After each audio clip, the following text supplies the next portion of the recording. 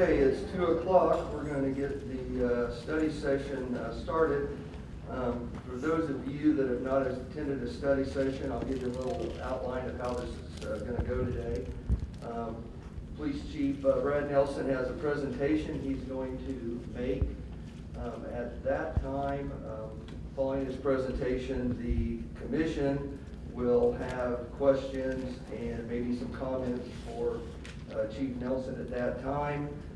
After the commission has asked their questions, and we will open it up to the public. Again, everyone remember we have a 4 o'clock deadline that we need to be back at the other building for our regular city commission meeting. When we do open it up to the public, we will have 2 minutes for comments, and we're doing that just because it appears there may be a few people want to make a comment today. So again, if you are going to come forward and make comments, it's beneficial if you're not saying the same thing that someone else said before you. So we'll address that when we get to that. So with this, I will turn it over to Chief Nelson. Thank you, Mayor. First, I want to be clear as far as the mask goes. I am 6 feet away, folks, but I want you to be able to understand me. That's why I do not have my mask on. I'm 6 feet away here and here, so I'll put that out there. I want to thank everybody for showing up today. I know 2 o'clock is not a convenient time for a lot of people, but it means a lot that you folks are here. First of all, I am Brad Nelson. I've been your chief since December of 2013. Because of the topics that we're talking about today, I do think it's relevant that you know that I am a third-generation military veteran. I was in the Air Force Reserve for 13 years, and also I've been a police officer for 36 years. This is the 3rd community that I've been proud to serve in. With that said, Mayor, fellow commissioners, I appreciate the opportunity to respond to the July 15th Sunflower Coalition policy proposal. I would ask that even though our audience may have opposing views, we maintain our decorum and treat each other with respect. I truly believe that regardless of what path we choose, we will be a better community for having this discussion. My intent is to present the PowerPoint presentation to you that I prepared and then have a question and answer session. With that said, I would appreciate greatly if we could hold off on questions until the completion of each topic. Thank you.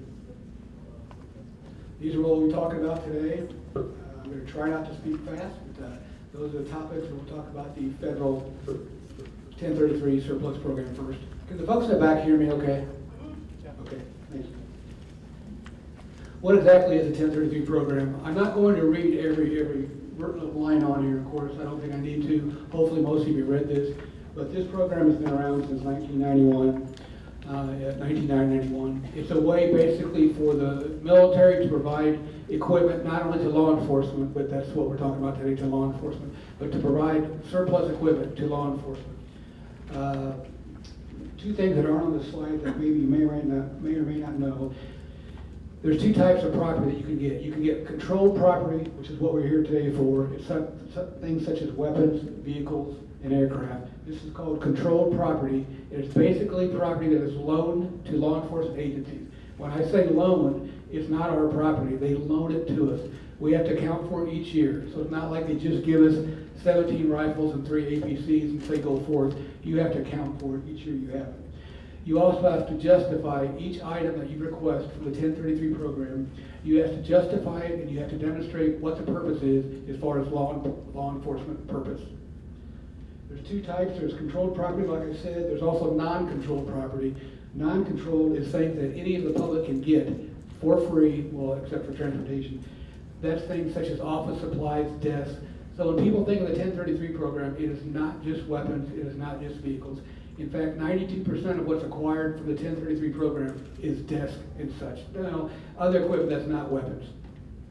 It's important to note, I underlined it there, that 5% are actual weapons, small arms, and less than 1% are tactical vehicles. And as you know, we do in fact have a tactical vehicle.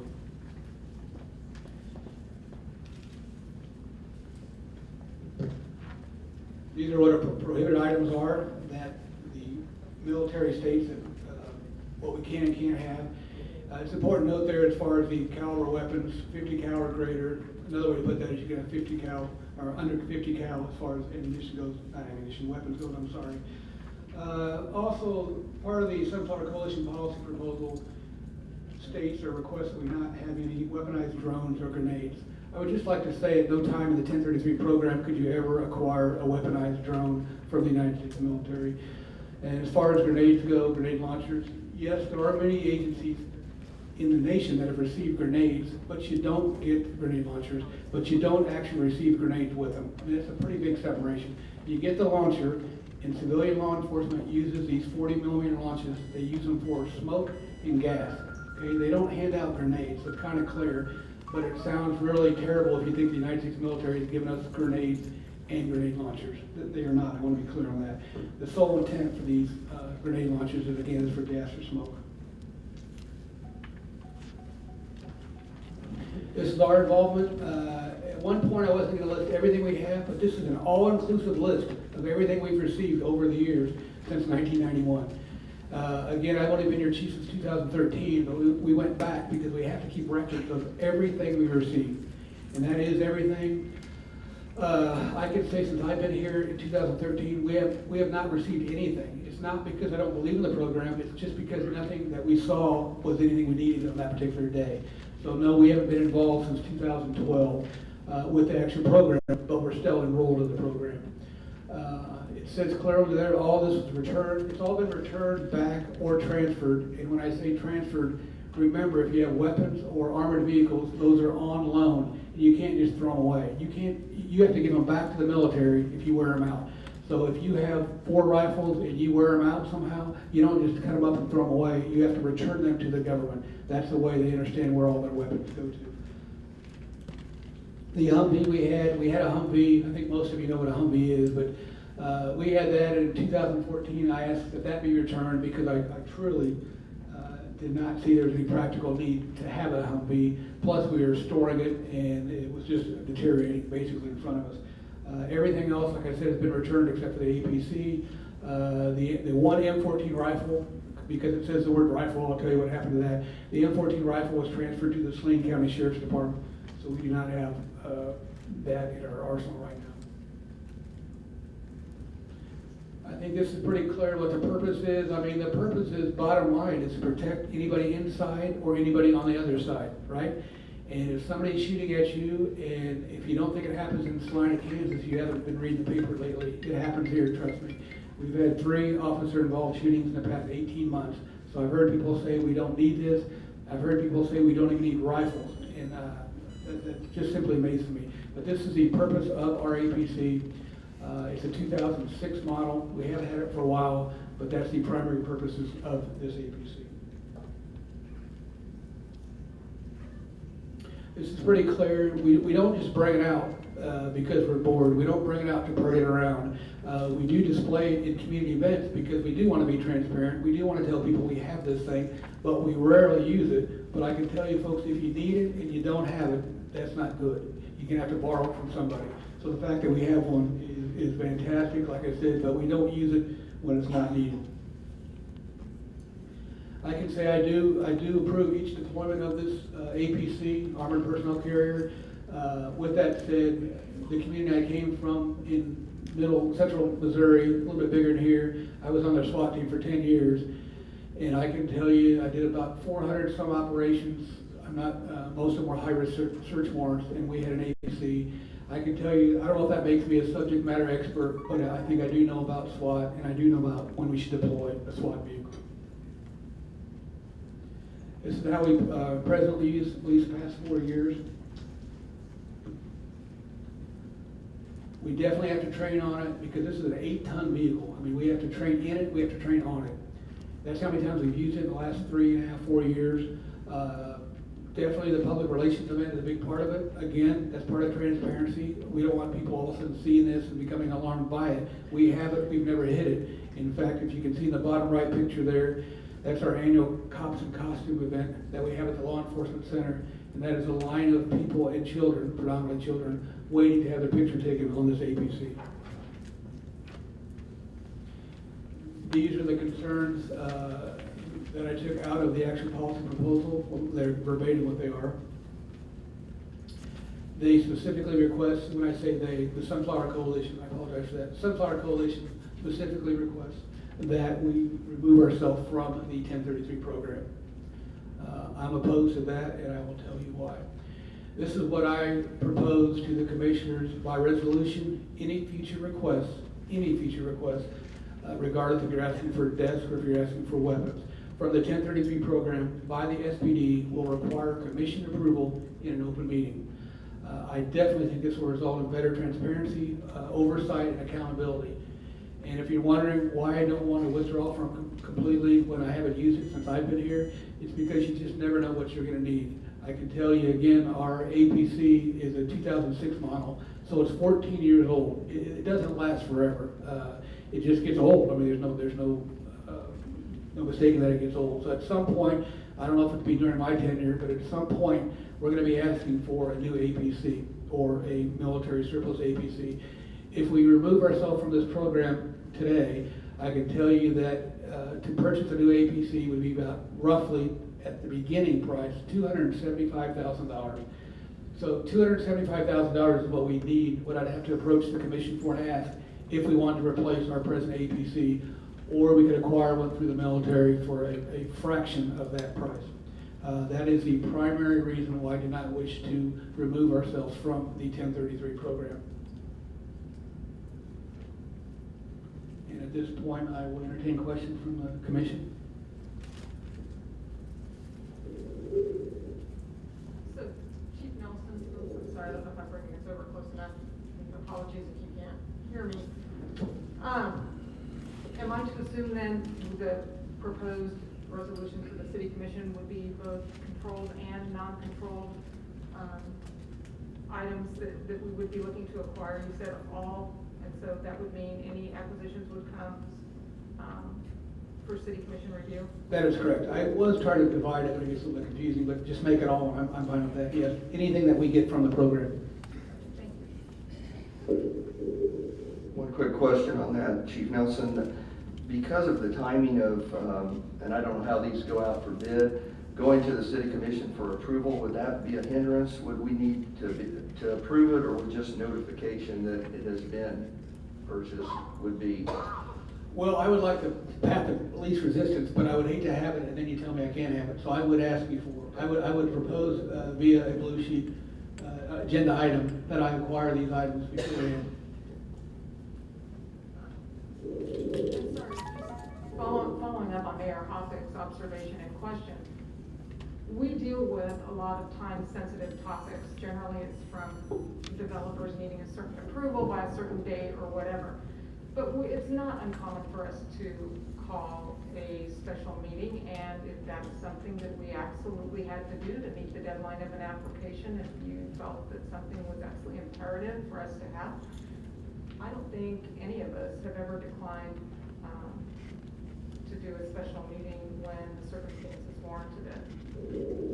I appreciate that. Mike's Craig here in the end. And another aspect that we talked about is if it truly is imperative, by category, we could pre-approve it, and the commission could have thought that through, given formal approval, and then if it ever becomes available, we could pursue it. But we chose to, as the chief said, be transparent and not try to parse all that out in advance today or even this year, but just position ourselves to commit to transparency and city commission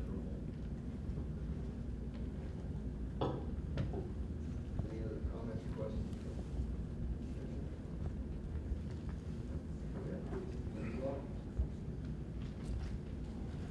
The second topic is the Citizen Review Board proposal. That's something I can say as far as my experience goes. Where I came from, which was Columbia, Missouri, they did have a CRB, just so you know, I have some familiarity with them and how they operate. I think it's important that you understand how we got here today in order to understand where we're going to go to. This is a history of our L.E.A.B. It's basically the legislature said we're going to do this. They said we're going to form a Citizens Advisory Board, and that's what we did. I don't want to go too fast here. Probably of this, there's no more important bullet than any other ones, but I will say that the requiring all Kansas law enforcement agencies to adopt a detailed written policy to preempt racial profiling was probably long overdue, but it was extremely important, and that came out as early as 2005.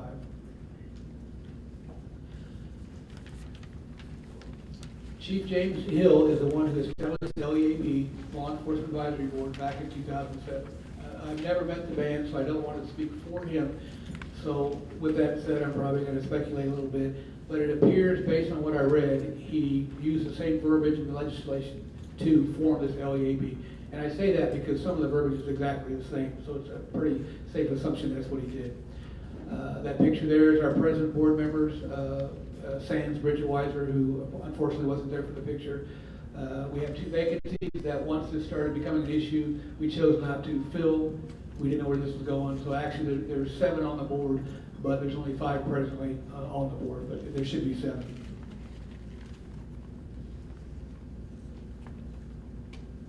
I think the biggest part of this slide, and it took me a while to wrap my mind around this, but after confirming with the city legal department, it was determined that the LEAB was not subject to the Kansas Open Meeting Act. So we were advised that. When I say we, Chief Hill was advised that, and that's why it appears he went the route he went. Because if you're not subject to it, he just didn't do it. I don't think there's anything malicious by it. This is how it was formed back in 2005 or 2007. It was not subject to the Kansas Open Meetings Act or the Kansas Open Records Act. What I do think happened, though, I think that by not being subject to the Kansas Open Meeting Act, it certainly did result in the transparency concerns that we have today.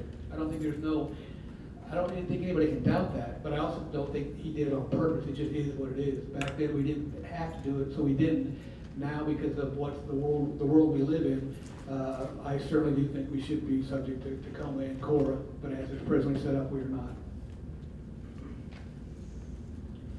This is the scope of the work. This is the part where there's definitely verbiage that is exactly like the 2005 legislation. So there's no doubt that Chief Hill took the legislation and made that as part of the scope of work. I will say it's interesting that, and that is verbatim, as far as our scope of work goes, as far as the board's works go. I will say there is no reference in this to reviewing bias-based complaints. And I said that many times about reviewing bias-based complaints. The best I can tell too is between 2007 and 2013 when I got here, at some point we morphed into the board. They morphed into reviewing all bias-based policing complaints. Even though it's not listed as their scope of work, that's what they started doing. Because I can assure you when I got here, that's what we were doing, is reviewing bias-based complaints. Things changed in 2011. Instead of becoming a shall have a board if you're first class city, it became a may. So again, I don't want to speculate, but I would say that even though they didn't have to have the board, Chief Hill chose to continue the board even though he didn't have to. We can all read that, but may, second line, last word, may is a big word. It doesn't say shall, it says may. So at that point, Chief Hill could have disbanded the LEAB, and I'm glad he didn't, but he could have. What did come out of that in 2011 was a requirement that each year we file a racial or other bias-based policing report with the Office of Attorney General. And that is what we did. Our first report was in 2011.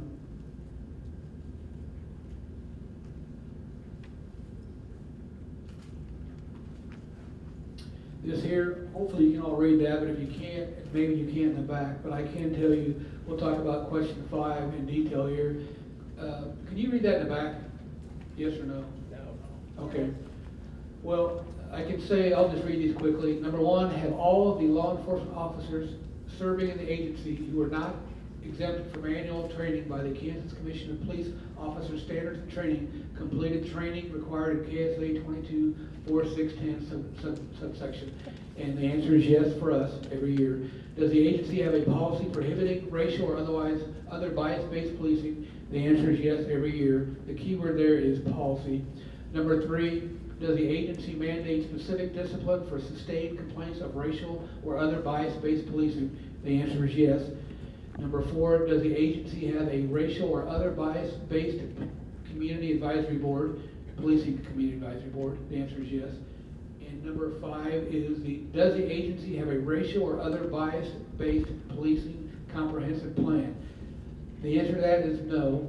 At the time when this came up, as far as that goes, I'll speak here in one more slide, but there's a big difference between policy and plan, but we definitely got confused over the years.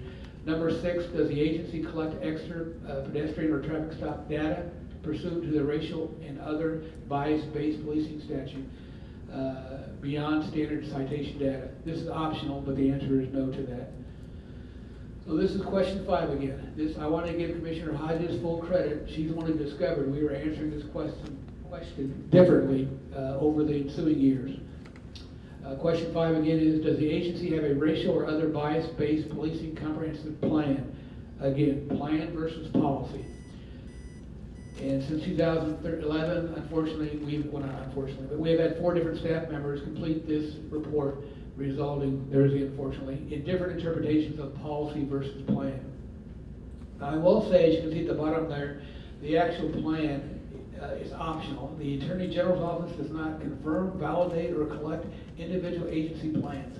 So it's literally just a question. Do you have a comprehensive plan? Do you have a comprehensive policy? And I'm pretty confident over the years we kind of merged the 2 together, because over 8 years we had yes, affirmative answers to do we have a plan. 4 times we said yes, and 4 times we said no, because we were confusing policy plan versus comprehensive plan versus comprehensive policy. But with that said, I directed the staff to make a bias-based policing comprehensive plan. We do now have, so the answer will be yes, we do now have a bias-based policing comprehensive plan. And in July of 2021, when this has to be submitted to the Attorney General, we're going to be answering yes to that question. And again, Commissioner, I just thank you for pointing that out. This is what constitutes a comprehensive plan. Again, it's optional. It's pretty clear, but when you have to have 7 points to explain what a comprehensive plan is, hopefully that'll make you understand how we had a little bit of difficulty understanding that. And also with phone conversations with the Attorney General's office, we are not the first department by far that had issues with comprehensive plan versus comprehensive policy.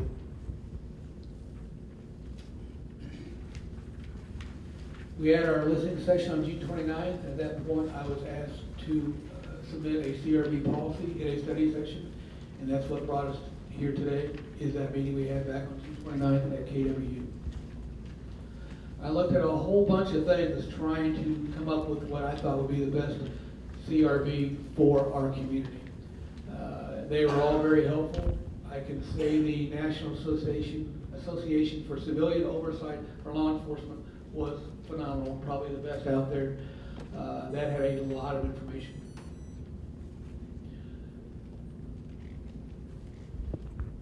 I completely agree with this, and since folks can't read in the back, I'm going to read this. A crucial part of this process is recognizing the historical factors that have led to distrust between police and communities and taking concrete steps to remedy them.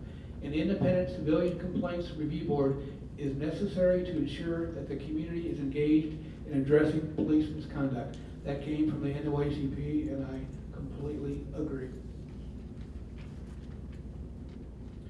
We started looking at the top 10 cities. When I say the top 10 cities, the top 10 in population. Salina presently is number 10. So we included Hutchinson, which I believe is 11, but we included Hutchinson also. We looked at all these different communities to see what kind of community citizens review boards they had.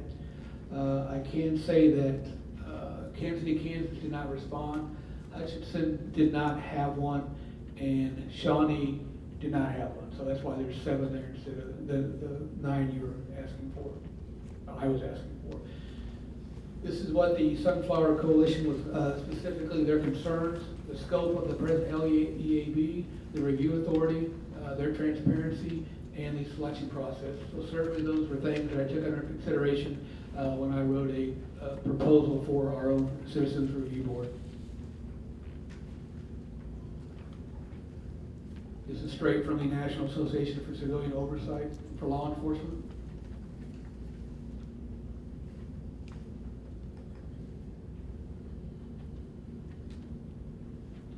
I don't want to go too fast, but I don't want to go too slow.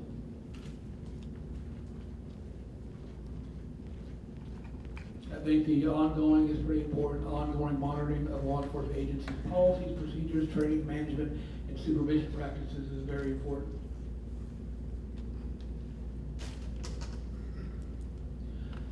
When you're trying to analyze, 7 different cities and how they run their boards, it gets a little bit convoluted. But this is what I gleaned from what I read as far as the differences and the constants. You know, you had the police chief choosing the members, the board representatives, anywhere from 7 to 15. The residency requirements were all over the place as far as, do you want them to be a city of Salina? Do you want them to be a Saline County resident? Some of them even said if you had a vested interest in the community, which they broke that down to say if you own a business in Saline County, if you own a business in Salina, you can be a member.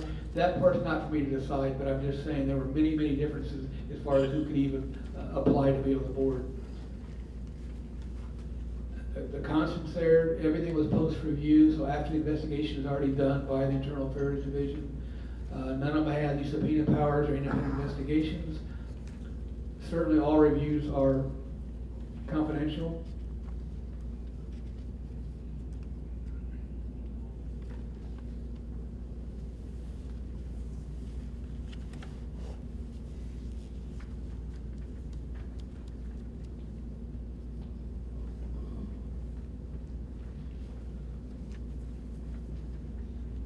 This came from the International Association of Chiefs of Police.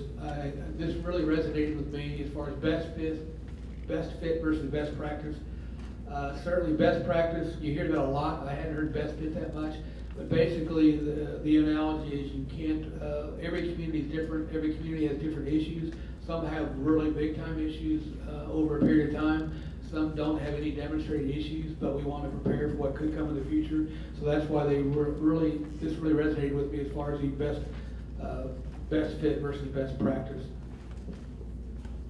As far as the least intrusive, what they're talking about that is, it's a really good analogy I read, that just like you demand the least use of force from your police officers to make an arrest, you want us to use the least use of force. Citizens review boards should have the authority that's required to maintain law enforcement legitimacy, but not to be engaged in the day-to-day operations of a police department. So that's the least intrusive part. Another analogy I would use that I thought of is, you don't want an APC showing up for a shoplifting incident at Walmart, right? That's the same analogy. It's the least intrusive. If we rolled up our 8-ton APC at Walmart every time we had a shoplifter, I think that would be pretty intrusive, and people would say, why do you have an APC for a shoplifter? I will say, if I could go back to this one time, I apologize for this, but as far as the varied purposes, I can say is involving discipline. The only one I found that involved discipline review was Wichita, and this is how they describe it. It's a post-review, so when I say post, after the investigation, post-review of discipline findings in alleged officer misconduct upon the request of the chief of police. So that's the only one I found that had anything to do with the discipline authority. Sorry for not getting that out. This is the current complaint procedure. As you can say, you have there's a myriad of ways you can complain about or against a Salina police officer. I mean, if I'm going to date myself, when I first started, I can assure you we didn't take anonymous complaints. We hardly took phone-in complaints, and we certainly never had any internet complaints. So I mean, we've came a ways since then, but we will now take anonymous complaints. We will take telephone complaints. You could call from California and complain about how your uncle was treated on an arrest by us, and we'll take it. So as far as the ability to file a complaint against an officer here, I think it's there's many ways to file a complaint. This is our SPD online complaint form. This is found, again, if you Google the Salina Police Department, you'll find our webpage, and specifically on there, you can't read it right here, but that says citizens complaint or accommodation form. So if you click on that, and again, it's not buried, and I want to thank Commissioner Hodges again for her bringing it up, made us place it on the forefront, so it's a little bit easier to read, not to read, but to find now. But that's right there if you want to make a complaint against one of our officers. How many complaints do we actually get in any given year, or how many complaints have we received over the past 10, 13 years? I went back to 2007 here just because that's when the Law Enforcement Advisory Board was formed in 2007. And so you don't have to count. We received a total of 11 bias-based complaints in the past 13 years. 11. which obviously is less than one complaint a year. As far as use of force complaints, and at the end of here, you'll understand why I'm bringing up use of force complaints. That number there is 33. So over the past 13 years, we've received 33 phone-in, walk-in, internet, whatever, complaints for use of force.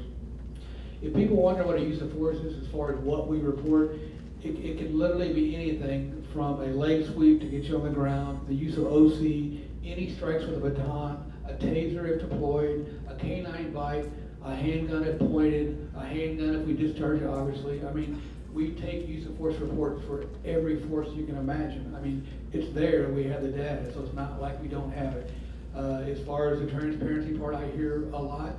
Should we put it out there? Yeah, we could, but I'm just saying we have it because we have to document every use of force we have. I think a couple relevant stats that I'll put out here that's not on the slide is what I'll say is, in the past 5 years, we've averaged over 44,000 calls for service. 44,000, I'll be exact if you want me to, 44,572. So the past 5 years, including officer-initiated calls for service, over 44,000 calls per year. During that, and I might add that I think the number is much higher because we encounter more than one person often.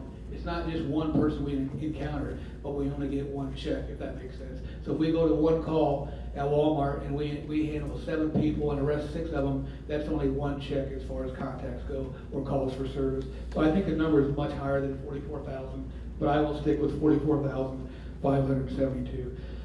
So you look at the 5 years, I went and saw how many times we use force. So I would say guess, but I'm not going to do that. But how many times did we use force over 5 years for well over 222,000 calls for service?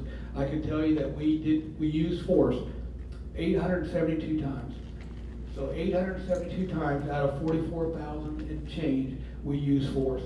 And if you want to know what that amounts to, 0.4%. So 0.4% of the time that we've encountered citizens, we've used force.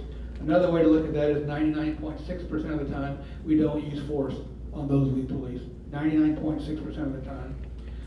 I think that's important when I'm talking about being the least intrusive, because if we're not using force 99.6% of the time, how intrusive do we have to be as far as a citizens review board goes? Here we get to the actual different models that I looked at, and all these different models, they all came from the Nicole organization I talked about.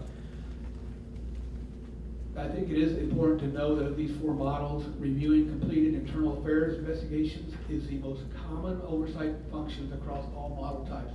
That's important. They're reviewing internal affairs investigations. That's the most common thing that CRBs do nationwide. This is the first model we looked at. Pretty self-explanatory there. It's all about reviewing what we've done in an open meeting. This is the investigation focus model. This is, I won't say, well, it's considerably more intrusive, but it's also being used at very, very large departments. It says their New York Police Department. The New York Police Department has 36,000 cops. Okay, we have 84. So that's the model used in New York City, that right there. When I don't know if intrusive kind of sounds like a negative word, but the oversight is much, much, much greater with this model here. It also requires a lot of resources. I mean, you have to have very highly trained investigators. You have to have staffing. You have to have a place to put them. I mean, that may be appropriate for New York City. Different model, auditor/monitor focus model.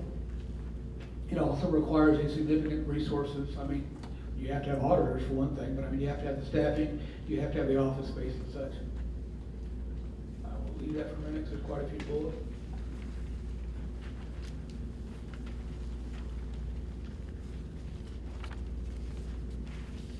And last, we have the hybrid model, which I do believe the hybrid model is pretty self-explanatory as far as what it does. It incorporates different things from the other 3, but it also could incorporate whatever you have right now. In other words, it could incorporate some things from our Law Enforcement Advisory Board. This is I don't want to call it the money slide, but this is the proposal that I am making for our city and our community. using the review focus model. This is important. Definitely want you to read this, as I know you will. Board members are approved. It's no longer where we are choosing our own board members. Certainly we'll be subject to the COMA and the CORA, Open Records and Open Meetings Act. We'll have a citizens forum agenda, as long as it doesn't involve personnel issues, because you can't have that in a public setting. An annual report will be prepared by the CRB to be presented to the City Commission to tell them the work they did over the past year.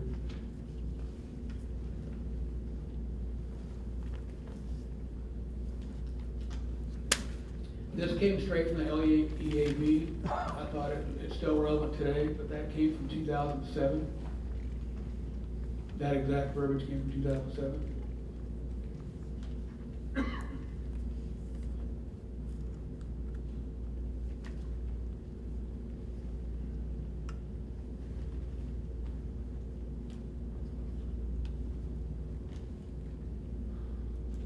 This is the scope of work, proposed scope of work that I propose. We are, this suggestion, this proposal is accepted, we are extending our scope to some extent, because it won't just be bias-based policing. This board will also review use of force complaints. And it does say, in addition, in any SPD officer-involved shooting incidents, CRB members will be briefed upon completion of the KBI investigation and the review by the county attorney's office.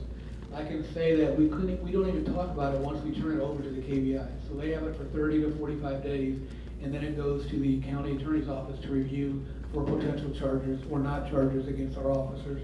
So we couldn't even talk about that for, several months in the first place. But it's certainly something that I will brief the CRB with when appropriate.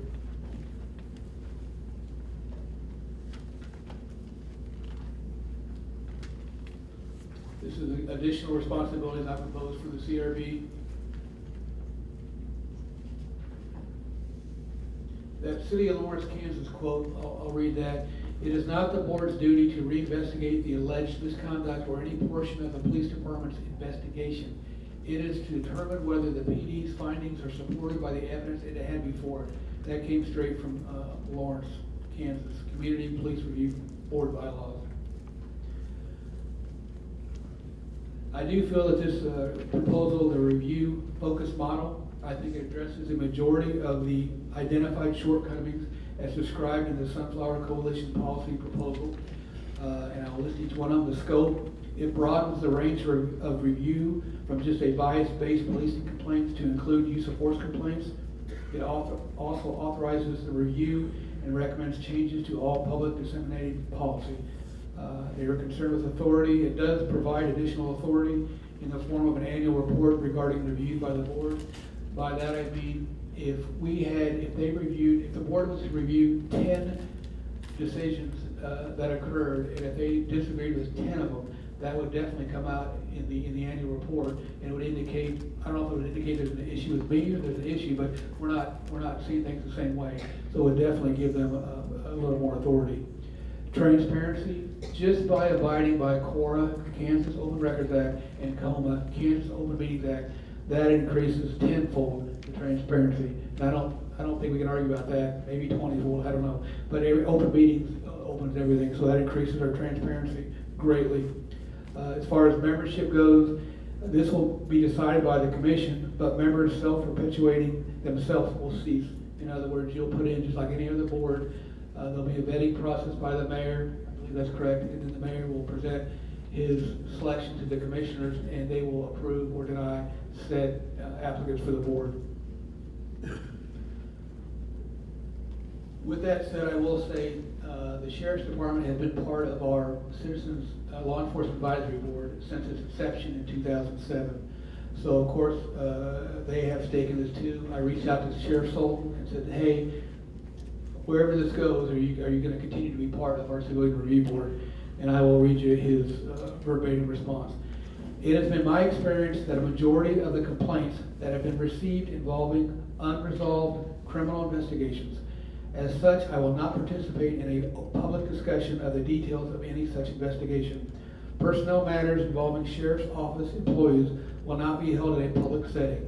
As the elected sheriff, it is my responsibility to administer disciplinary measures taken against sheriff's office employees when appropriate.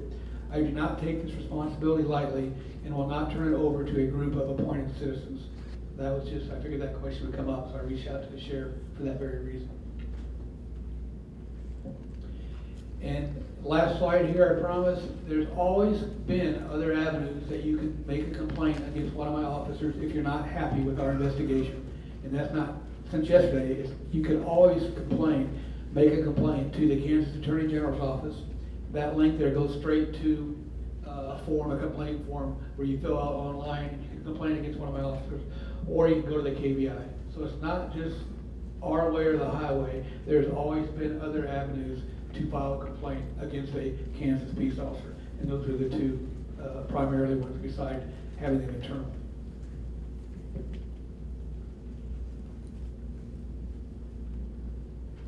That is the end of that portion, Mayor. Thank you, Chief Nelson. As you can tell, there was quite a bit of time put in by Chief Nelson, and we appreciate that.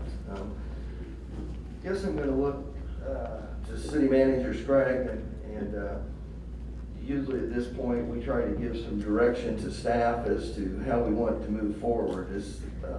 Would that be your recommendation at this time from the? Yes, that ultimate outcome would be helpful. I touch on a couple of things. This definitely is Chief's recommendation, but he's not on an island here. We've collaborated ever since the Kansas Wesleyan Forum to come up with this proposal, and I am in agreement that this is a reasonable approach. We're trying to strike a balance, as the Chief described. And as you mentioned, we don't take formal action in city study sessions, but some consensus or direction would be helpful. Chief Nelson actually asked whether he should proceed with preparing bylaws and things at a greater level of detail, and I indicated we really need to have this conversation first and confirm the direction we're headed, and then we could procead as directed. So with that, I think you're correct. If you want to field questions or pose questions to the Chief, that'd be a good starting point, and then we can take public comment. I guess I would start with the commission, and let's address the 1033 surplus program. Do we have comments from the commission dealing with that? Well, I will go on record saying I don't see any problem with continuation of participating, subject to the conditions that any acquisitions run through city commission review, preferably before the acquisition. Simply as a standpoint of touching base, the whole process of acquiring stuff kind of falls outside of our normal purchasing policy, and I think that merits a review before we proceed with that. I agree with Commissioner Franz. I think that the Chief's proposal is well reasoned, and that's the way we should handle the 1033s. I concur as well. I think I'd agree with Commissioner Franz and Commissioner Lyon. I think a review is appropriate, and I don't think it's going to be too intrusive, so thank you. I think that's an easy compromise. One somewhat related issue would be, and this point's been raised, on receiving materials from an agency like the Police Excellence Fund or any other organization that wants to donate to the police department. It has been raised that currently there's not much of any oversight on that. The only difference between those gifts and what we can get from the 1033 program is that things we pay for ourselves have to come through a budgetary process. So I think just as a side amendment to this issue, that needs to be resolved. I think the compromise the Chief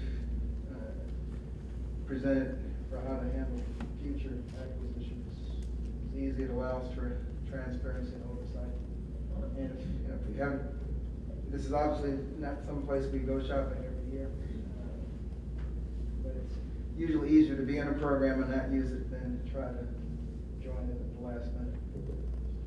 Okay, I'm trying to read body language and I can't see That's all Mr. right. Davis to determine when you're through. I would concur that any acquisition we make that is outside of that normal purchasing process, whether it be donation or acquisition through 1033 or whatever, that at least we should be given the opportunity to accept the item, accept or authorize whichever version you take, again, because it is outside of our normal process. And I do want to say, I'm not talking about a gift for the officer of the month or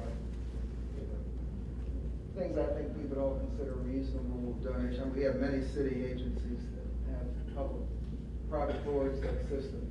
But for major hardware, just because we're not paying for it doesn't mean we should be aware of it, have some control over it. Commissioner Davis, I've been here, that's already in place.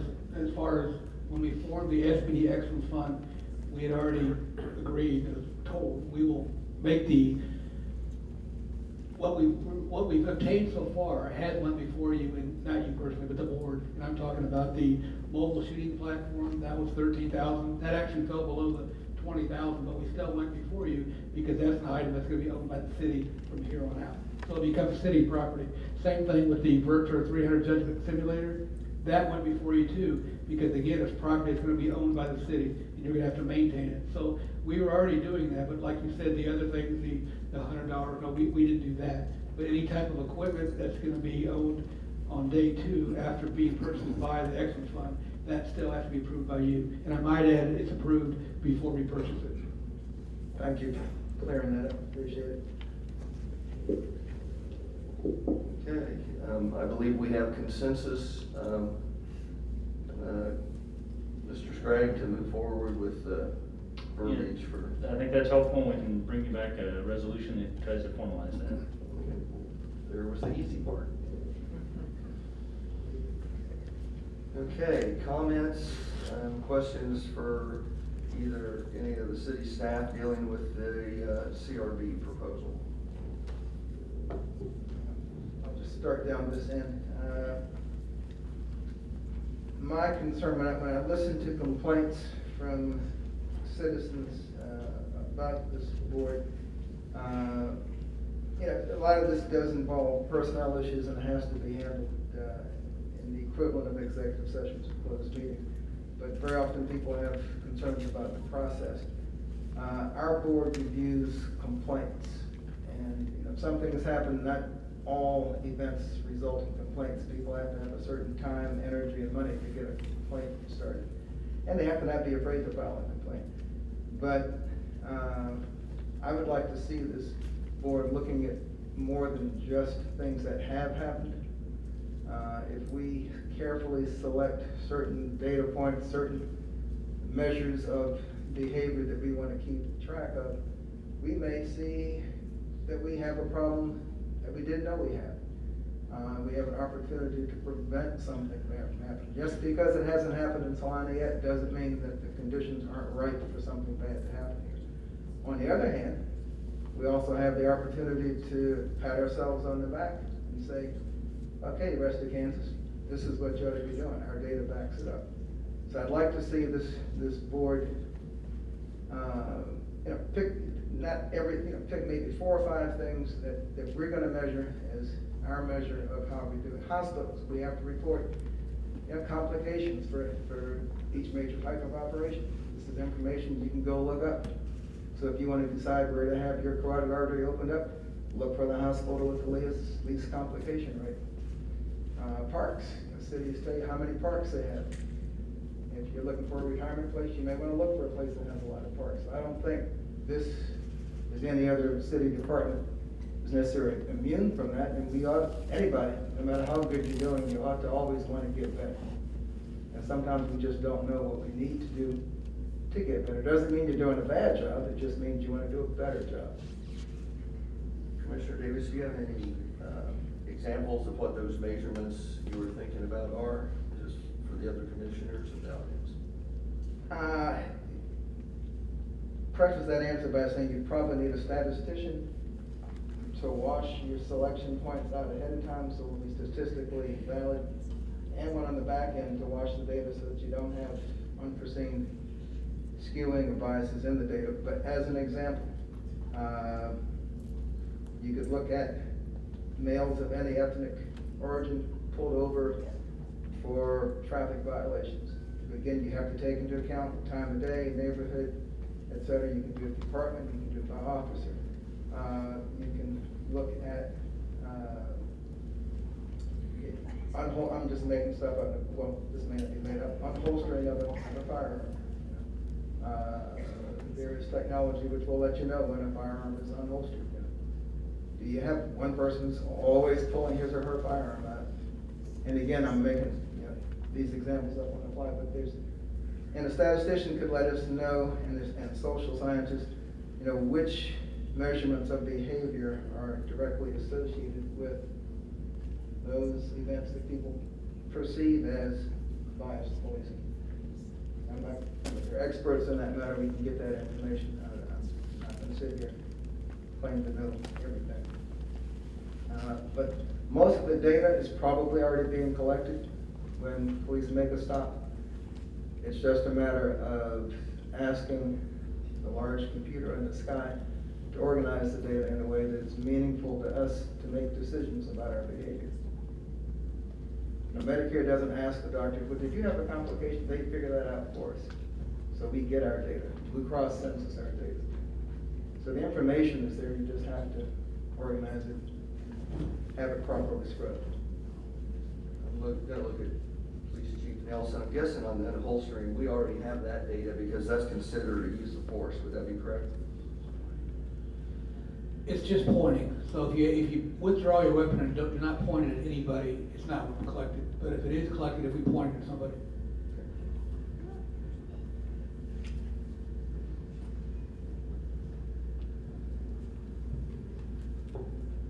Anything else? I have lots of, but I'm assuming we're gonna have additional conversation, and it'll probably flow easier just after I get on the commissioner's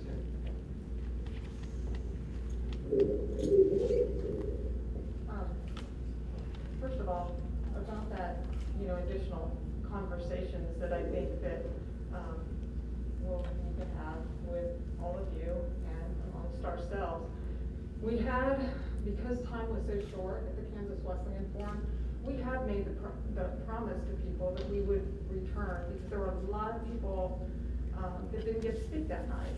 And I would just like to know what our plans are for doing another public forum outside of this, because I'm just telling you, it's probably going to be 3 o'clock or after before we get to any public comment. And if everybody here wants to speak for 2 minutes, we're not going to get through a third of you. So, what are our plans for holding another forum? Have we discussed that or contemplated that? And is it something that the rest of the commission is interested in doing? I certainly am, but I don't think we have any choice, but I came here to listen to what people wanted to, how they felt after they reviewed it. I already know how I feel, but I want to hear how my constituents feel.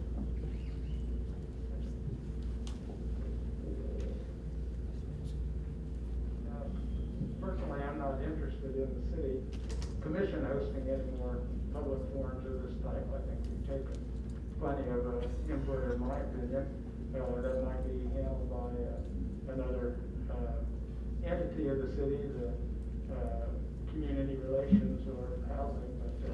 But I'm always open to hear that input. But I think these meetings take up too much of our time and the senior staff's time. I do have a few more questions whenever you're finished, Commissioner Frank. Well, I'm not gonna address the forum question. It's fine if we have another forum. I know there were some people who did not get to speak at the last one we had. I don't know, have a sense beyond 1 or 2 that express that to me, how many there were. I do have some comments based on tonight. I'm not gonna be quite so shy as Commissioner Davis. I think we need to at least let the staff know how we're thinking about some of this so that they have some idea of what to put together for future consideration. I would note that Chief Nelson indicated in his presentation that we do have a bias-based policing comprehensive plan that was completed as of September 8th. Is that going to be considered for commission review and approval at some point? And I would think that would be appropriate. That's a question for the city manager, I believe. The information that the chief's referring to is really things that we had in place that were responsive to the topics that were listed as part of the Attorney General's comprehensive plan. I think if you want to take it to the next level in terms of comprehensive planning, the first question I'd have is whether you want to task assuming we form a CRB, whether you want to task them with that. But if this governing body wishes to have a heightened comprehensive plan, we can certainly do that. Our response was the check boxes that are put forth by the Attorney General at the moment.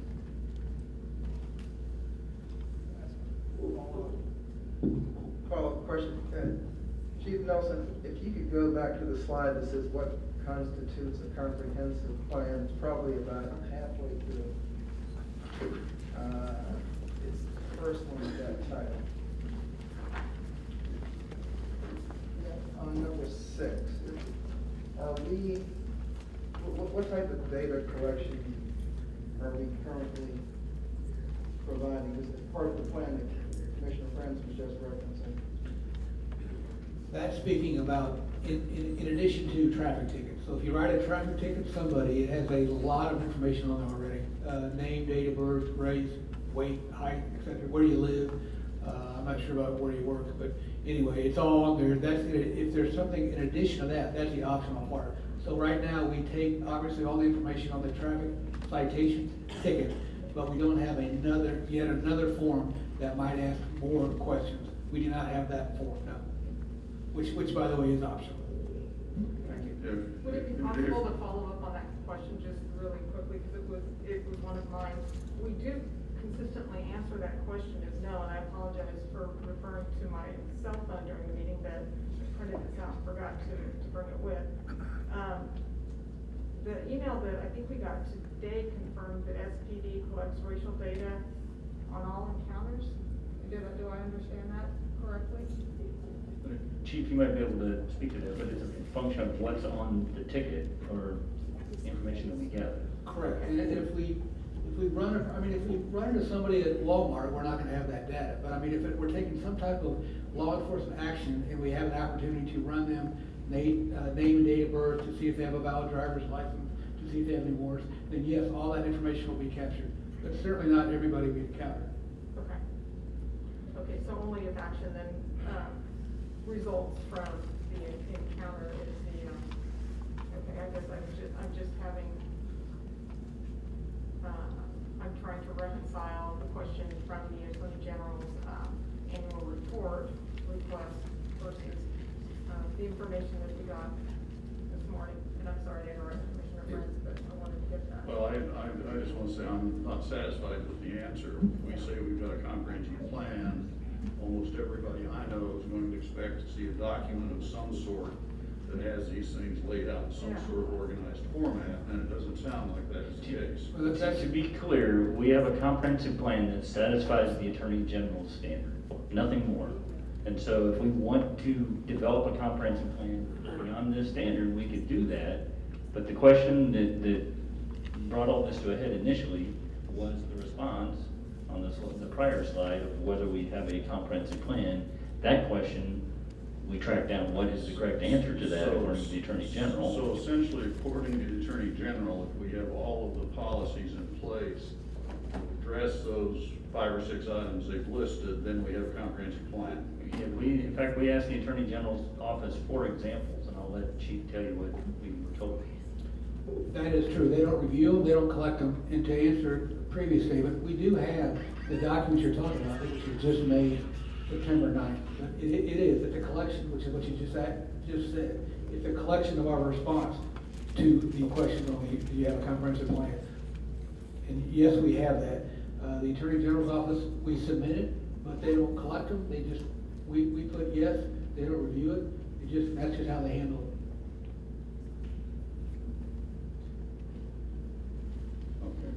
comments about, some of the other stuff. You know, we talked a little bit about board composition, and I think that's important. And I was wondering if chief or other staff have any ideas about what kind of size of board we might be talking about, length of terms, who may be qualified or not qualified. There's lots of detailed questions there that I think I'm gonna have to see before I can really make a judgment about where we're going. A couple of thoughts do occur to me is I think it ought to be a fairly open selection process. You know, there has been some discussion about what's termed a conflict of interest. It's not, but that's what it's described as. Having somebody on the board who has a family member either on this police department or another. And I think what they're trying to get at is that person would likely be biased one way or another, and that those individuals should not be allowed to serve. And I have an issue of trying to define who might be biased ahead of time, because most of us, well, I have anyway, I've gotten traffic tickets before for speeding and such. And you know, that might just bias me against the police because, you know, I think they're picking on me, if I have that mindset. You aren't gonna find citizens who don't have some sort of pre-existing ideas about this issue. What we need to look for are citizens who have the capacity to set that aside when they look at the specific circumstances they're going to be evaluating. I'm not sure that we need to try to predefine, you know, this subgroup of people who might have a bias and say, you can't be a part of this because we're extended to the extreme of having received a traffic ticket. Maybe there's 3 people in this room who would qualify, maybe. So it all depends on where you want to draw that line. So I think it ought to be fairly open. And I'm going to throw this out there for discussion. Maybe one member should be from the Human Relations Commission so that there's a tie back to that organization, also a city group. I have questions, and this is probably a question partially for the city attorney, but I don't want to answer now. And that is, the chief of police is listed as an ex officio member, and I need to understand what the implications of that are beyond being just an advisory staff member or supporting staff member. Director of planning is not an ex officio member of the planning commission, for example. And so I need to know what implications that might have as far as operation of the board goes. I can try to answer that one when you're ready. Okay. That was my suggested term. The intent really was not to find the chief precluded from an executive session conversation about the result of an investigation and a recommendation that would be coming to them from the board. Ex officio may not be the best way to term that. I didn't want them to be a voting member of the board, but wanted them to be able to observe executive session until they could get direct feedback. Okay. And then I guess my last, 2 comments. You know, if we go through this process and the committee hears the report on an investigation, and they agree with the outcome of that report, and they say everything is good, the police department did what they were supposed to do, there's no problem, we'll go on. But if they disagree, then what's the next step? We talked about that at length. I equated it to the disciplinary advisory board that currently exists, where employees can appeal a decision of the city manager to the disciplinary advisory board, and they serve in an advisory capacity. They hear it, they render a decision, and then in that case, the city manager takes that under advisement. And as Chief Nelson mentioned, In this scenario, my vision would be that it could be very similar. The annual reporting aspect of that is probably twofold. Number one, if the conclusion of the investigation is that the complaint was founded, we need to report that as well, so that agreement isn't just perceived as a positive necessarily. But then, as Chief Nelson mentioned, above and beyond just being advisory to the chief of police, if we see as a governing body or I as the city manager see discord between, a pattern of discord, then there's reason to think that we have more to look into, and as city manager, I would be involved, and the governing body would have enough information to raise the question as well. Okay, so the reporting frequency is gonna be great enough where we will be able to see that other than on an annual basis. Yeah, depending on the volume of complaints, yeah, I think we could provide ongoing reporting. If I could add to that, also a slide about other avenues to file a complaint. So if you don't concur with whatever our findings are, that is another avenue of complaint for people, other than the CRB.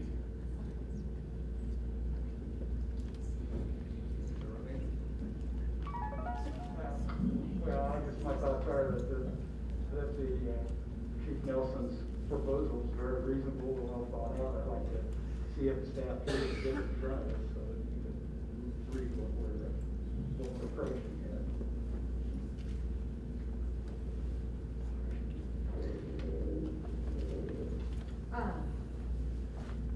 So, first of all, I just really would like to thank the members of law enforcement, the currently serving members of the Law Enforcement Advisory Board. And it was interesting for me to hear today, I don't know if a lot of you were aware of this, I certainly wasn't, that the board's purpose and its function had grown and changed organically over the years. And rather than having this evolve into some sort of, us versus them or their versus us conversation, I hope that, we can keep this communication open as we have these discussions. I had a question, like, in the CRB, in the review model of the CRB, can the CRB request additional investigatory material in the event that they have further questions? What does that look like? I mean, aside from subpoena power, which I realize presents an entirely different level of power, if there are additional materials that the board would like to see, how is that accommodated? We actually discussed that at length, and I'm gonna let Chief Nelson answer that if you Appreciate that. Well, if if you would repeat the question again. Oh, in the review model that you proposed? Yeah, okay, I'm sorry. Can the CRB request additional materials should they find that necessary? They certainly can, but it would not be an open session, it'd be in a closed session where they could look at disciplinary type information. And I see no reason why we would not provide them what they asked for, but again, it would be in a closed session. Right, I Yes. understand that. And then I don't know that we want to go into it now because of time constraints, but I wasn't really clear on the auditor monitor model that you had proposed, and I would like to have more information about that. Let's see, to confirm a CRB would be concerned solely with the Salina Police Department, and then the sheriff's department would be able to pursue whatever avenue or not pursue whatever avenue that they chose to pursue. Am I understanding that correctly? Yes, ma'am, that's correct. Okay. Just responding to something, Commissioner France's observation about all of us having inherent bias, I mean, it's just a fact of life. However, I do have concerns about the fact that there is so much overlap between the current Law Enforcement Advisory Board and the Police Department Excellence Fund. I think they both have their own purpose, but in terms of imagining the two as a Venn diagram, I'm not sure that it should look like a complete circle. So I do have some concerns about conflicts of interest in terms of, I'm just here to tell you, you know, just looking at my own life, if you were to tell me a story about, you know, an OBGYN, I'm definitely gonna have a bias one way or the other because my husband is an OBGYN. So I do have some concerns about the composition of any kind of citizen review board, in terms of making sure we're never gonna have something that's 100% perfect or 100% neutral. But I think it's important for us to acknowledge that those two boards serve different roles. And then a component that I didn't see as a part of this presentation is one of the things that the Sunflower Coalition had brought up is a component where an officer who had concerns, criticisms, problems within the department would actually have a body outside of the chain of command that they could bring their problems to. And I don't see this referenced anywhere in the presentation, and I don't know if that's under consideration as part of this board's responsibility. Well, in all honesty, I don't know if we discussed that at length. We talked about the anonymous aspect of it and their ability to review policies and procedures, but we hadn't really spoken to that in specifics. And tying two topics together, Chief, if you could go to the L.E.A.B's language about their makeup, you touched on that, but I don't know that Chief read it. And I think he and I are both in agreement that is well reasoned, and our recommendation is to continue that. Chief, you might go ahead and read that if you would. Continue current LEAB recommendation that the board will reflect the racial/ethnic diversity of Salina, Saline County. This does not mean that the board membership must match the city of Salina or the county of Salina racial/ethnic demographics. It is recommended that minority groups be overrepresented on this board.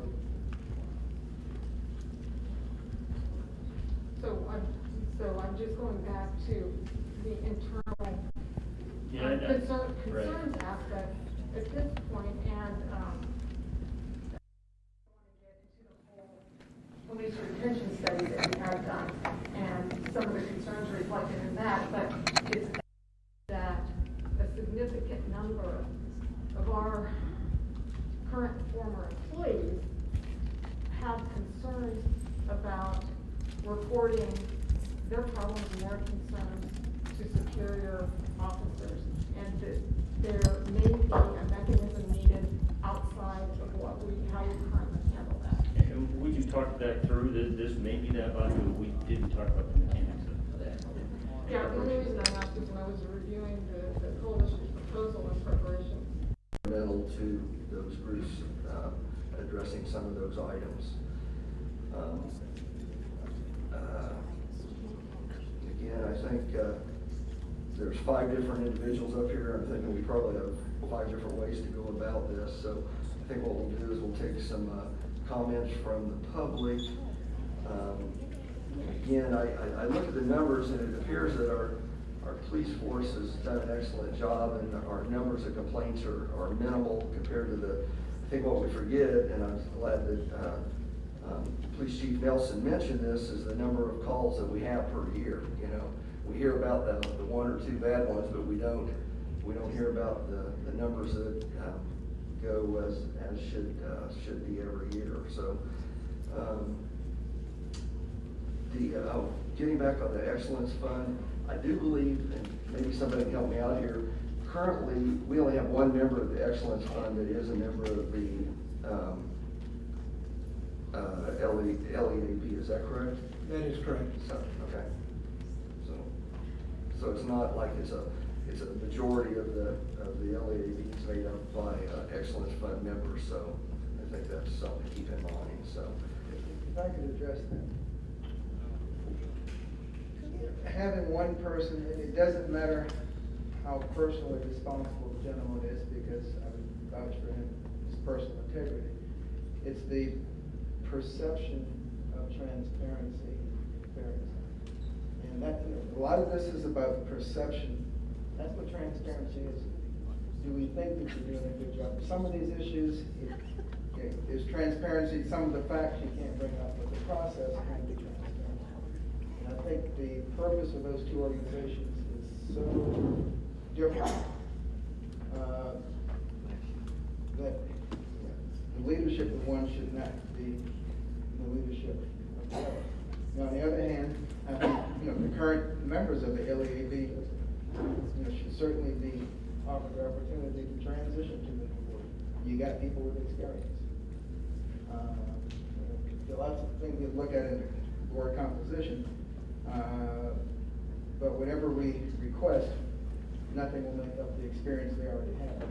But I think the perception of conflict of interest between those two groups is too great to change.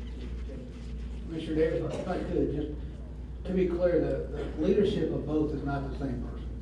Just to be clear, the head of each group is not the same person. Well, I'll just put out on the table, I don't think leadership of the Police Excellence Fund should be in the L.E.A.B. Now, I could join I guess I could join the Police Excellence Fund and send money in every year, but I wouldn't be setting policy, leading the organization. And that would be a little different from being a policy setter for Police Excellence Fund, and then judging the type issues that the board will have to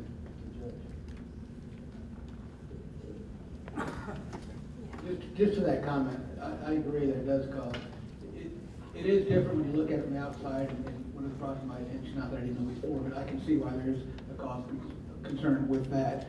But again, I was just making a point that it wasn't the same leader for both of the groups. But there is one member on both organizations. Thank you. Okay, we have till about 10 till 4, and at 10 till 4 we'll be headed to another meeting. So we have individuals that would come forward, and you might even kind of line up so we don't have to come from clear across the room, and you have 2 minutes. And please give name and address. Okay, Joe Hay, 109 Baker Street. This is still hard for me after 45 years, but June 13th, 1975, not a typical work day. As I was working in a local service station on I-70 and 81 that morning when a car pulled into the southeast parking lot, followed by a Salina patrol car. I wasn't busy, so I decided to wander and see what was going on. I no sooner got to the back of the patrol car when shots rang out. I took cover behind a payphone, and then I watched Officer Ivy and the suspect engage in a gun battle that ended in an execution-style gunshot on Officer Ivy. He then took the officer's shotgun and ran back to his car and sped off. I ran to the aid of the officer while holding Officer Ivy on my lap. While he lay dying, I keep pleading on his police radio, please, we need an ambulance. We have an officer that is down. I pleaded and pleaded. It seemed like it took forever for them to show up. If you ever had someone fight for their life while holding them on your lap, it would change your outlook forever. As I look back today, I wonder if Officer Ivy would have had some PPE. Would he be alive today? I don't know, maybe. As a city, we need to make sure that all of our first responders go home safe every night to their families. That means whatever equipment is needed, we make sure we get it for them. We should not take away or question what is needed to keep our officers safe. I am asking the City Commission, please do not bend to a group that questions our police force on the safety of our officers. Please do not bend on the removal of our Citizen Review Board. We need another appointed board for another appointed board. Please do not bend on the 1033 program. We need all resources available. Please do the right thing.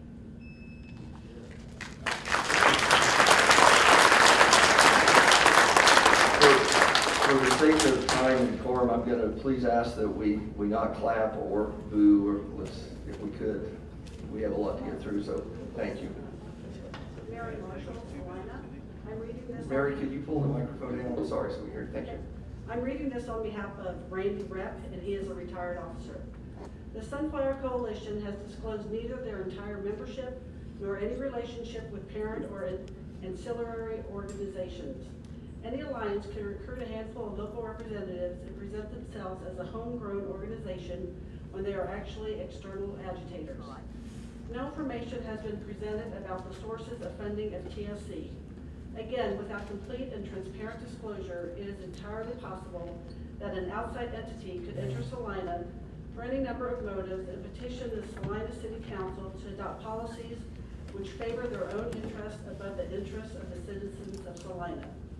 This would inherently antithetical to both the mission of the council and the expectation of Salina's populace. Allowing an unknown entity to claim to represent the best interests of the citizens of Salina would set a reckless and inherently dangerous precedent for any future external organizations seeking to curry favor or influence against the wish of Salina voters. Because of these reasons, I strongly encourage you to dismiss these and any future petitions of TSC until they have offered complete disclosure of their membership, sources of funding, and level of involvement, affiliation, or participation of both the organization and their members with any parent or ancillary organizations. TSC has offered no solution for either funding or training of a civilian review board. In addition, they have offered no examples of rogue officers nor provided any other local sources that are out of town, most from out of state. They are attempting to address national issues on the local stage when no local problems have been identified. Personnel actions for all city employees have been handled in a uniform manner as governed by city and department policy. Creating a separate mechanism of discipline outside the span of city and department control would set an alarming precedent for any city departments and could result in a chilling effect on hiring and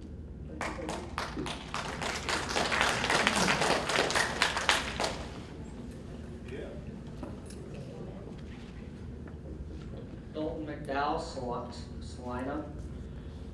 The Salina Police Department the Salina Police Department does, if they need what they need, if they come to the council and Chief Nelson says he needs another APC or whatever, I would be all for getting the Salina Police Department what they need to protect their officers.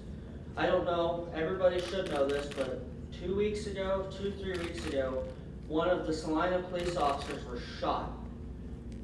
And if he didn't have, and he was shot in the foot, but it could have been anywhere that he was shot at.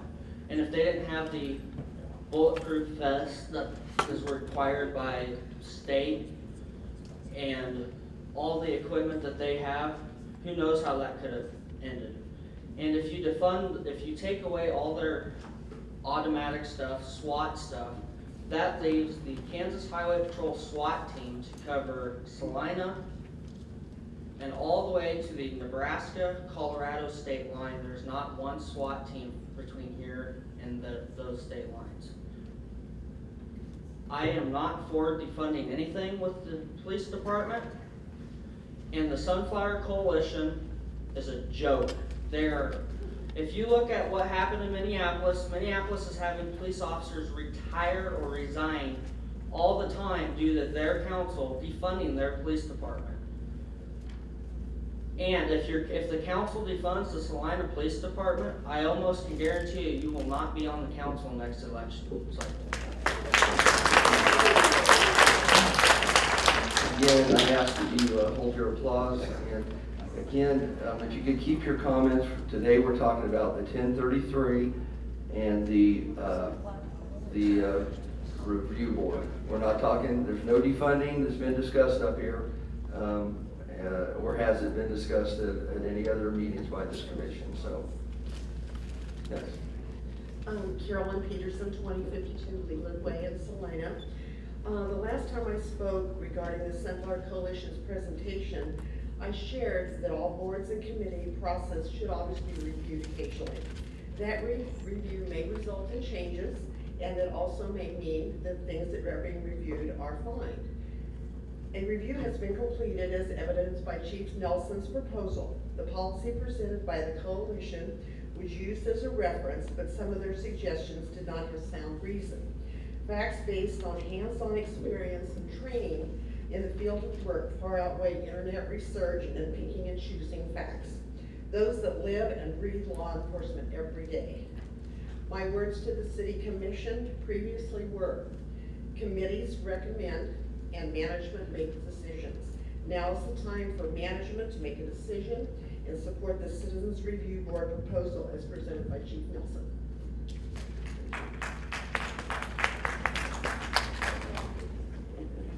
Steve Klein, Salina, Kansas.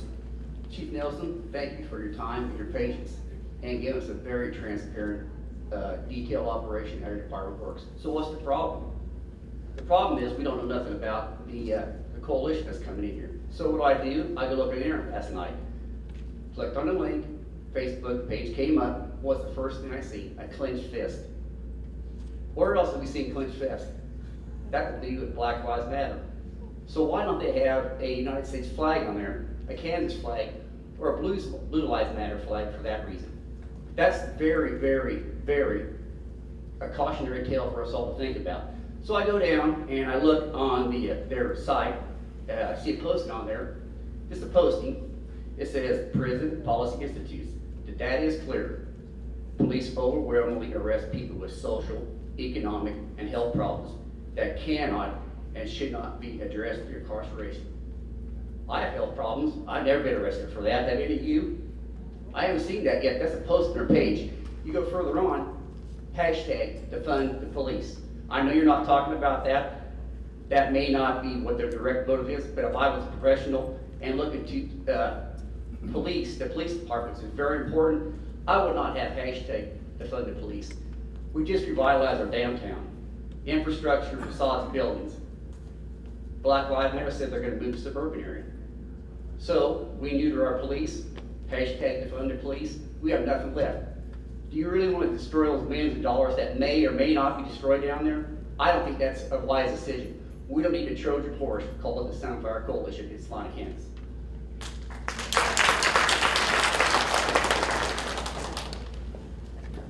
James, Salina family lives in Salina. Chief Nelson, I'd like to ask you, how's the morale of your officers been since February? Be honest, a true morale. Try to be honest all the time, sir. It's gone down, I mean, definitely, because of what's been occurring. Exactly. I'd like to challenge these council members or anybody else. As a retired law enforcement officer from a different metro area, I'd like to challenge every one of them to take a 40-hour work week and ride a midnight shift. Not one day, not a day they choose, not a day or swing shift with everything's quiet. Get in that car and ride a midnight shift when it's dirty. I also would like to ask, as my doctor, Dr. Davis, how would it be felt if I'd have backseated you when you cured me of meningitis in November, which I get kind of emotional? You wouldn't have. Me sitting on the board to direct you how to cure me wouldn't have worked. So I don't understand how anybody in a layman position can get on a board and talk about law enforcement and what they do. Go out there and work it. Don't wear name tags saying I'm a commissioner or I'm for this group. Go out there and work it with them guys and act like you're a cadet or you're a recruit and see what these guys go through every night, every day, 365 days a year. They don't take a break, but everybody else gets a break. They go and they run to stuff, but everybody else runs away. Thank you. I know we're not asked to, but you know, your secretaries of defense aren't necessarily military people. You don't have to experience something to be able to see how it's working. Miranda Bachman, Salina, Kansas. I actually just have a couple questions. I'm curious about the bias complaints and about the number of them. Are those complaints that have been followed through and like filed and processed, or are those just general complaints that somebody calls and say, hey, so-and-so treats me unfairly? They're obviously investigated fully. Okay, and then I was also wondering about like the ABC vehicles. What's the process in that? How long does it take for the ABC to show up? Like I know in 2019 when you used it for a search warrant, surely there's steps that have to be taken before that, or not? Well, as I stated, I have to approve it. I mean, it has to be a very serious offense occurring or is about to occur. And yes, we have to have time to bring the APC there. Yes. Sure. So like recently, correct me if I'm wrong, was it used as a guard, as a guard for the vehicle to not go through, or what was the recent use of it for? back in March. Yep. Slide. That was for the individual that was barricaded inside with the hostage that eventually burned his house down. Okay. Okay, I think that was it. I just wanted to thank you for all the many hats that you wear. I know you all have your own businesses and other jobs that you do, so I wanted to thank you for showing us and appreciate the slide.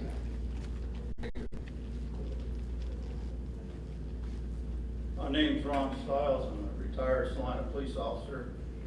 I retired with 43 years of service. I also served 6 years in the Marine Corps and 6 years in the Kansas Army National Guard. In the Salina Police Department, you had one of the finest in the state. It just didn't get that way by happen chance. It got that way by policing itself. Police officers are the most watched and scrutinized individuals, and the Salina Police Department is no different. A police officer's worst critic is another officer. That's a fact. What I don't understand is how an individual that has no concept of what a police officer is or does can dictate how he or she should do his or her job or what type of equipment they should use while doing their job. If critics were asked to do the job, they wouldn't make it out the door. One reason being they wouldn't want to be scrutinized as much as they are scrutinizing officers in the department. The problem with critics, they jump to conclusions before knowing the facts. That's the difference between a police officer and their critics. So why change something that is not broke and has worked well? So I'm asking you to show your police officers how you can care and appreciate them. Because you know if you need them, they're going to come running.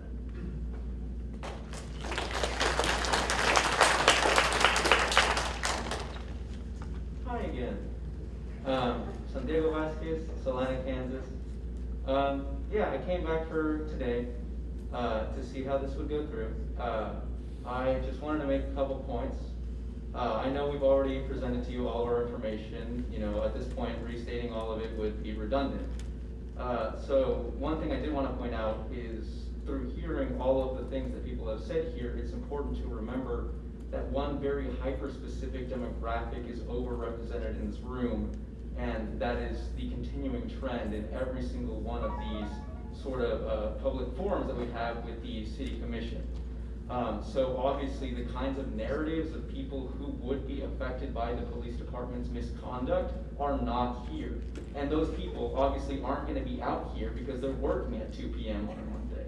Those people work hard, a lot of the times harder than most people, and will see the worst effects of what is being ignored, and the reason behind the proposal.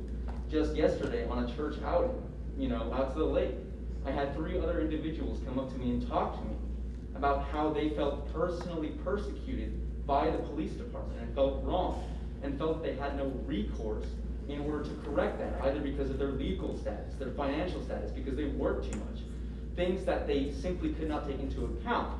So I think that some of the things that were presented in this were intentionally misleading, in the fact that they kind of avoided some of the systemic factors behind the numbers. Like when you show that we only have like 1 or 2 different complaints every year, that doesn't take into account how many people are discouraged from complaining, either because of a language barrier, because of their financial status, legal status, or believing that the bureaucracy won't help them since everything is internal and they don't have an external source to file a complaint.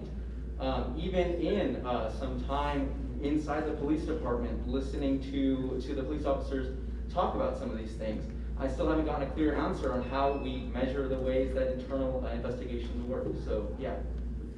If I could just respond once to that. I would just say that we absolutely keep track of how many complaints that come in, so we have a factual number for the complaints we receive. You have just speculation. You have no way to know how many number of people that are complaining other than your speculation. I have actual numbers.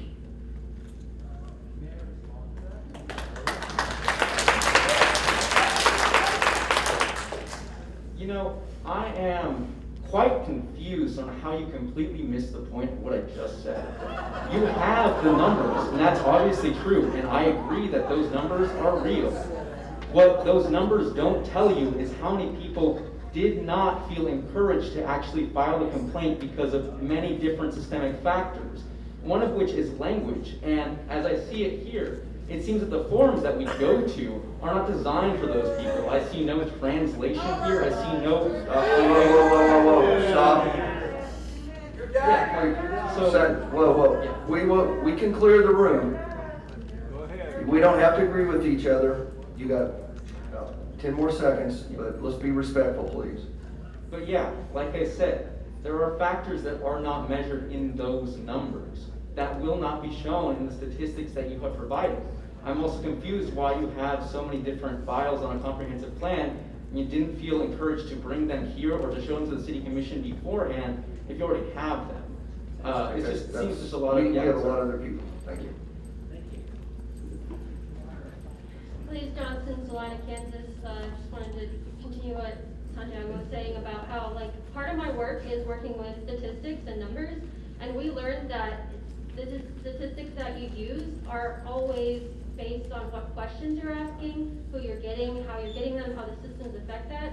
So when we're questioning these statistics, we're not questioning that they're not real, we're just questioning like what's being missing, what's being made invisible by the way that the systems work, and that's why it's important to like ask, you know, where these are coming from and like what else we could be doing to address things.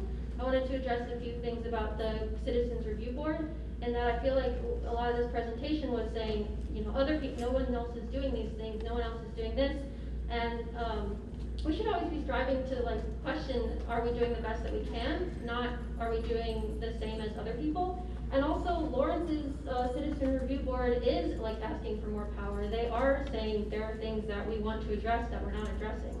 One other thing is that on one of these slides, you quoted the NAACP, and the NAACP did endorse our proposal. So just want to make those points and support the Sunflower Coalition's proposal. Thank you.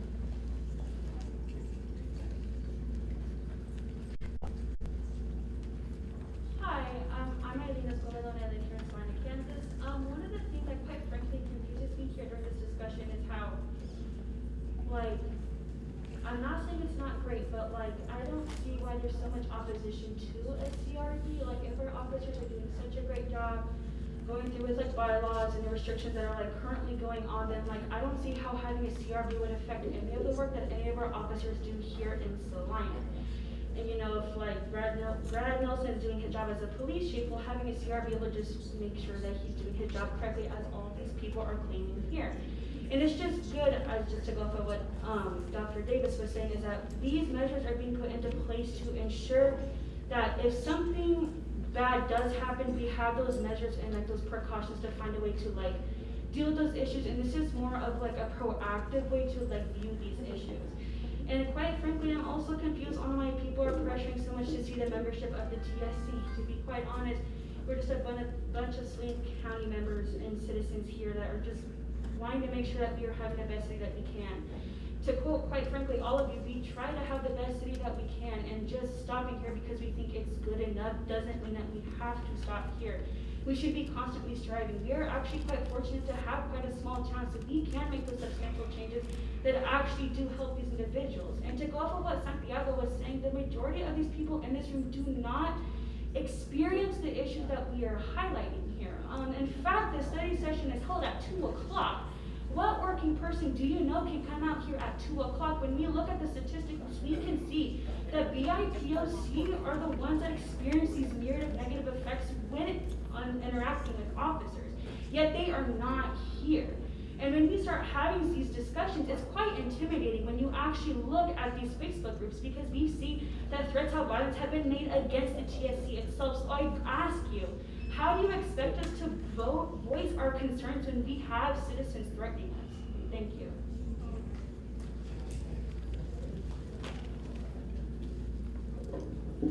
James Bowden, Salina, Kansas. I'm willing to bet that most everybody in this room is in favor of government oversight. And having a citizens review board is a way of ensuring that we have oversight over our governing body, whether it be police or others. Some things that are well-intentioned in the beginning and are doing a good job at one point in time may not always sustain that status. So considering how things could change over time is important when we're talking about starting this citizens review board. The second thing I'd like to address is that the things that we're training our police officers to do aren't always against some foreign enemy or somebody from outside of the city or outside of the state. Sometimes it's against our own citizens. We're training our officers to do these things in relation to the people within this community. Now, we may all be upstanding citizens here, but I bet we have friends that are complex. And for them to undergo any circumstance where they may be injured or shot or anything else in regards to police training, we need to consider that these are our neighbors and friends as well. So, thank you.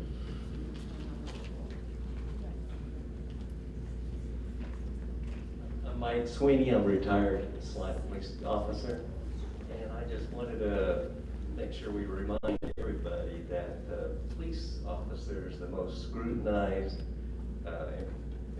profession in all other professions in the United States. If you already look, they already got a body cam which records every movement they have. If they're inside the vehicle, they got a camera going on there. They also, at the police department, record every phone call that is being made. And also they have to document in the reports. And any use of force that they already do, it gets reviewed immediately by their immediate supervisor. And then it gets passed on to the patrol captain who reviews it. Then it gets reviewed by the deputy chief of police. And then it gets reviewed by the chief of police. And then also gets reviewed by the internal affairs officer.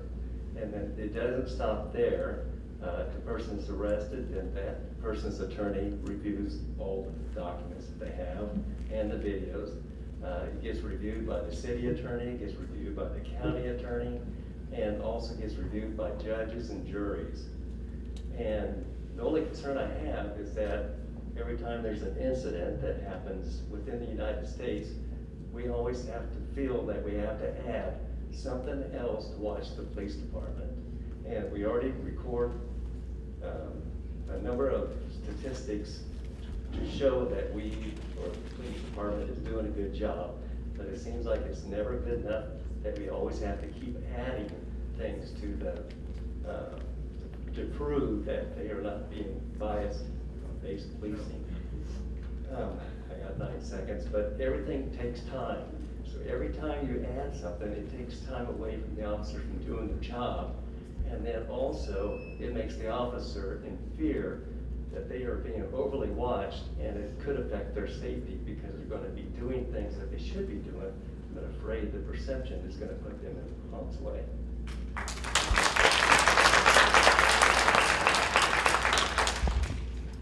Good afternoon.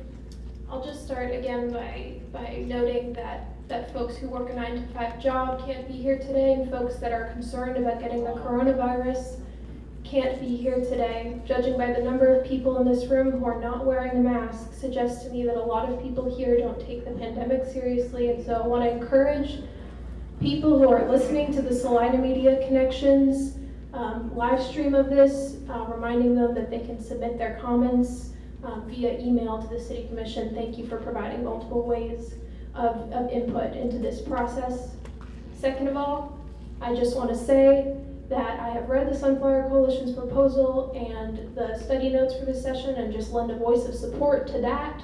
I see this, there is indisputably an epidemic of racist police violence in this country, and just because we haven't seen something terrible happen here yet doesn't mean that we shouldn't be striving to make sure something bad doesn't happen and help our city be the safest place it can be for all people. For the folks who are confused or angry about this proposal, you should ask yourself first, what might not I understand about what people are asking for, and what can I do in my community to actually make sure that everybody has the right to live a dignified and safe life? That should be your first move. And third, I just want to add a point about the 1033 program, which I liked the language of. about ending the Salina Police Department's use of the 1033 program, which I do support. I see that as a way of preventing the police department from getting excess military equipment beyond what they need to perform their duties. In Salina, the language that I saw presented to the City Commission basically matches exactly the Republican-led Montana bill that passed preventing police departments in Montana from using the 1033 program to get military equipment. This was a bipartisan bill. This shouldn't be controversial. We don't need tanks or really high-level military equipment to keep the city of Salina safe. Thank you.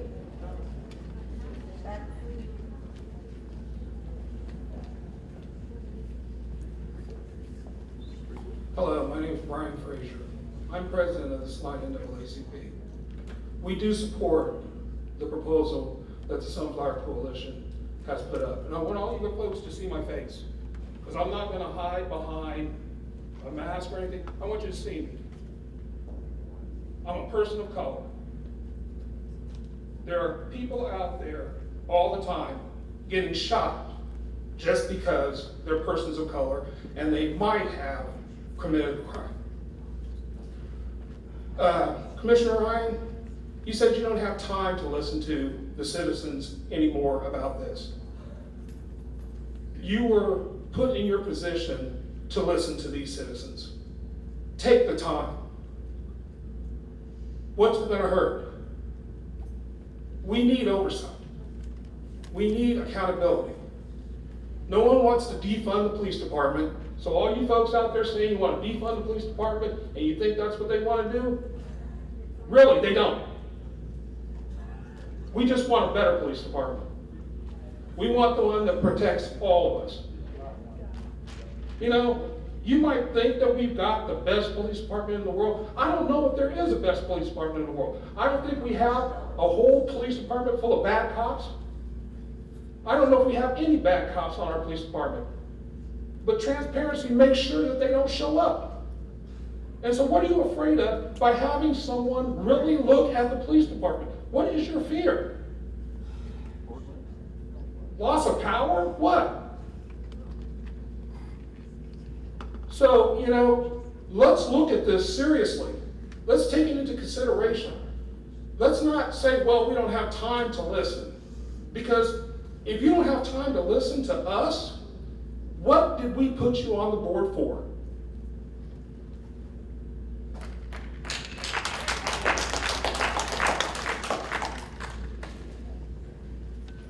Okay, this will probably be the last one. My name is Amanda Racanio. I don't live in Salina anymore. I live in Bennington. However, I want to take a few minutes to, one, say thank you, Chief Nelson, and to all of our law enforcement in the room and anywhere we have. I'm alive today because of Officer Londano. March of 2007, my husband at the time was a Army vet, and he had a plan to kill me. Officer Londano is the one that took it seriously and saved my life by the actions he did. At that point in time, I thank God we didn't need the equipment that's available now. But my husband at the time had the training that military have. He was in Iraq and he saw things. And had he had access to the weapons that he had access to, at that night, they would have needed the vehicle to get a wall out of my house to save my life. Again, to Chief Nelson, do we want to need those equipments in that vehicle? No. But in that time, if I'm in my home and he was in there with me and they needed it and they didn't have it, I would be dead. There are things that happen that we don't want to admit that happen. We don't want to see it and we don't want to deal with it. We want to push it under the rug. But it's law enforcement that goes out and comes to those calls. It's not Carl Ryan It's not Dr. Davis. It's none of you that go to those calls. It's not even me. These people need the equipment to do the job to keep their community safe. And at that point, they don't know at all times what color the person inside that home is that's doing these things. So it's not a racial issue for everything that goes on. It's a community safety issue.